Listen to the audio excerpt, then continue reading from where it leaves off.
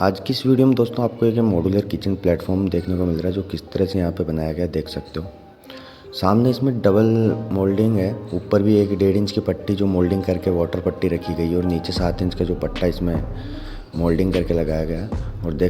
और 2x1.5 का यहाँ पे इसमें सिंक लगाया गया है और स्टील सिंक इसको बोलते हैं। और नीचे इसमें 2 शेल्फ दिए गए हैं दोस्तों जो 4-4 फीट लंबे हैं। एक 3.5 फीट का है और एक 4 फीट का लंबा है, जिसमें